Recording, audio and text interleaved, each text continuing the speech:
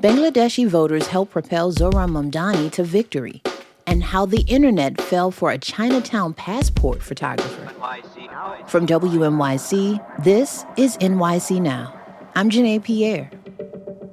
Zohran Mamdani is New York City's first Muslim and first South Asian person to be elected mayor. WNYC's Ramzi Khalife reports on the Bangladeshi voters in Kensington that helped propel the unlikely candidate to the most powerful position in the city. He's elected, already elected. In a crowded basement of a community center in Kensington, Brooklyn, a group of Bangladeshi New Yorkers are elated to find out that Zohran Mamdani has just been elected mayor. As Mamdani gives his speech, he calls out their neighborhood by name.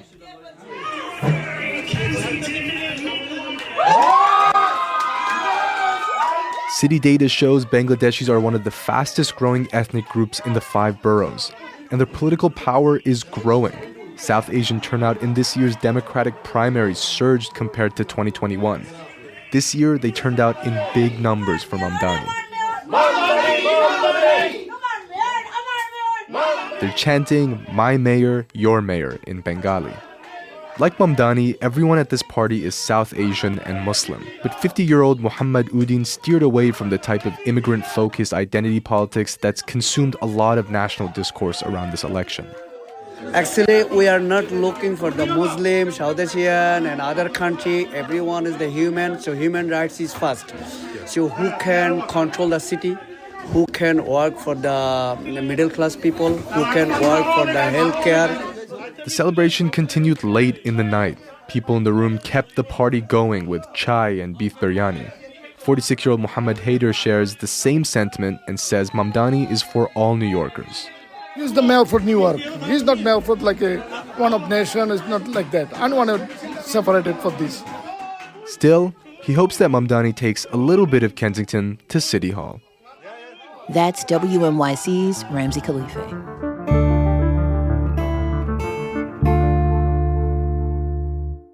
Governor Kathy Hochul is promising more protections for Jewish institutions after red swastikas were found at a Brooklyn yeshiva Wednesday morning. She says the vandalism also targeted a cemetery and a community center just hours before students were set to arrive at school. To all those in this community are feeling anxious, especially the parents of the school, the children, know that we stand here to protect you. Hochul says the state is boosting funding for high-risk sites like yeshivas and synagogues, increasing the hate crime security fund to $90 million. 5 men are facing assault and attempted murder charges after prosecutors say their biker gang got into a gun battle in East Flatbush last spring. The Brooklyn District Attorney's Office says the Street Knights Motorcycle Club was holding an anniversary party at an event hall when members of a rival biker gang drove by. Prosecutors say Street Knights members fired in the other gang's direction, hitting a 35-year-old biker in the leg. The crossfire damaged multiple vehicles and narrowly missed a bystander. Nobody was killed. Defense lawyers did not immediately comment on the charges. A film shop in Chinatown has become an unlikely destination for portraits. More on that after the break.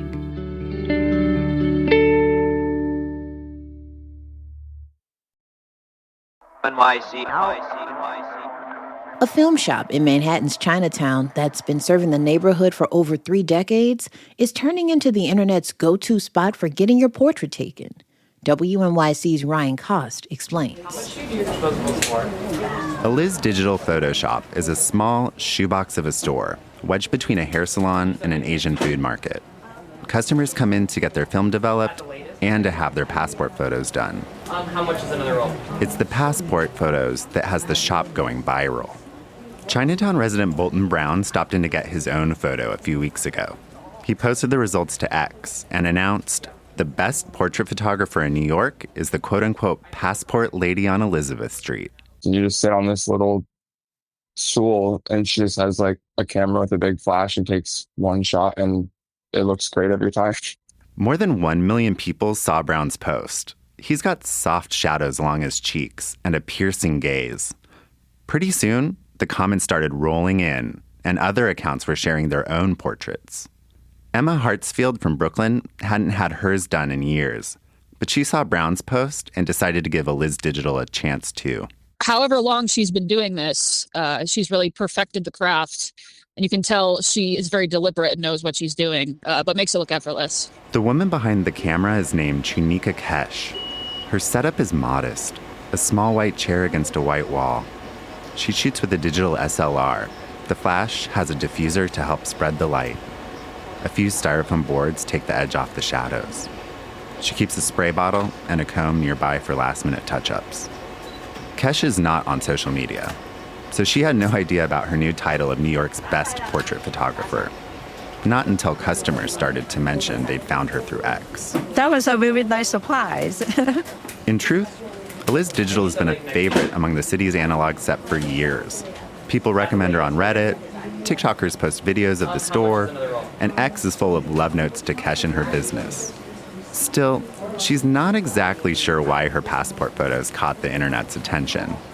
She guesses it might have to do with how plain they are. They like the way it looks and doesn't need to be auto. I think people like to go to organic stuff and they don't want to taste much. Kesh gives her subjects more attention than they'd get at the local drugstore. She tells them how to tilt their head, to roll their shoulders back, and to look just below the lens. She'll take a couple shots and then she'll confer with them about what she thinks is best. The photos are simple, but they're evenly lit, and somehow she makes her subjects' eyes stand out. She don't want to make them look too pretty or whatever, just as it is and more real and maybe better angle themselves. So maybe that's why they like it. Whatever the case, Kesh is happy for the customers. She just keeps working, lining up each shot the same way she always has. A white wall, a steady hand, and a flash of light. So don't turn your body, but your face too. That's WNYC's Ryan Cost. Got a flight plan soon? Some airlines are offering refunds to anyone wishing to cancel their flights during the Federal Aviation Administration's flight reduction period, which will affect all major airports in our area. The FAA says it'll reduce air traffic by 10% at many busy airports to keep the nation's airspace safe during the shutdown. United Airlines and Delta are two of the airlines offering refunds. Check with your airline to see if they're also offering free cancellations or refunds. The department says JFK, LaGuardia, and Newark Liberty airports will all see decreased traffic because of the cuts.